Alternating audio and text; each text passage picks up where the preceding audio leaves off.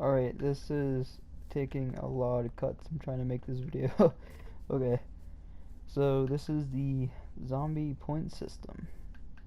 And don't be intimidated. It's none of those actually. It's just these 3 blocks. But in order to get the points on display, you want to put that command into here, your chat, and then add. I already have 5, but what you want is the points one, and you have to remember whether you put a lowercase or uppercase b, because that just changes everything. But you put dummy at the end, and then it'll make it an objective.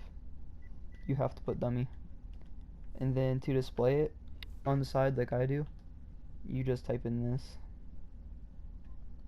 into the sidebar as well.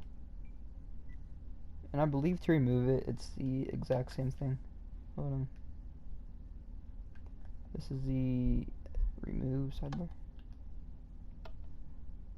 Yeah, it's the same thing. And that's what it should look like whenever you first do it. But for the actual zombie system, you want to type in this.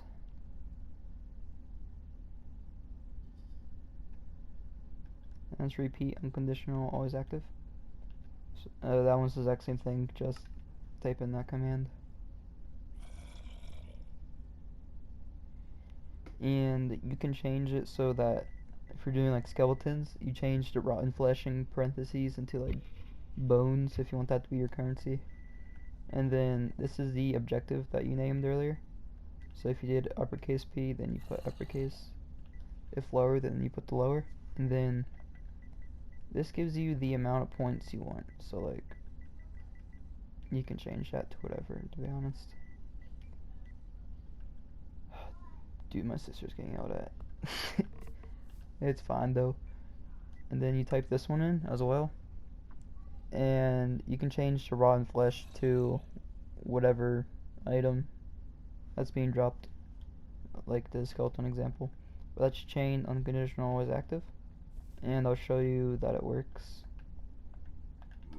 And as a note, not all zombies will drop rotten flesh, which is the only inconsistent part of this, but there's literally no better way. There's no better system at all, at least for Bedrock. There could be one for Java, but I don't know anything about Java. Oh yeah. I need him for later. So yeah, that gives you everything. And you can't pick up the stuff because it's being killed. And like how it just dropped a golden helmet. For killing loot that mobs drop, you just type in the same thing as for rotten flesh. And then, what was that one? Iron Ignite. So you take the one from last time, the last command, copy paste it, and then what you do is you paste it into the block that you're trying to get the item removed, if that makes sense. It should. But in the parentheses it should say rotten flesh because you copy and paste it, but you just change that name into whatever item you're trying to kill.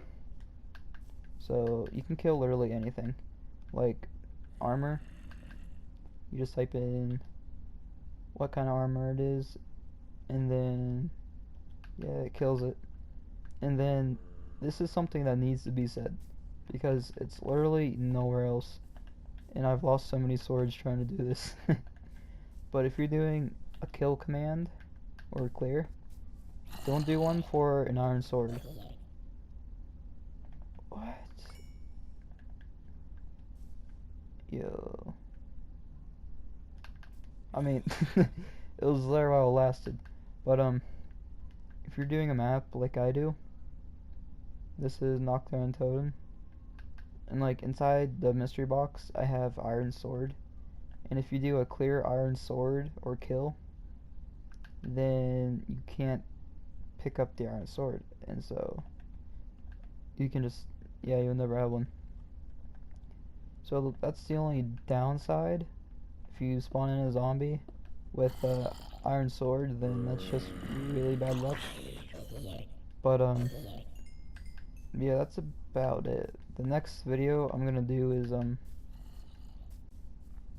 door system, because it's just what I figured out, and what works the most, is most accurate to Call of Duty Zombies, if that's what you're trying to do.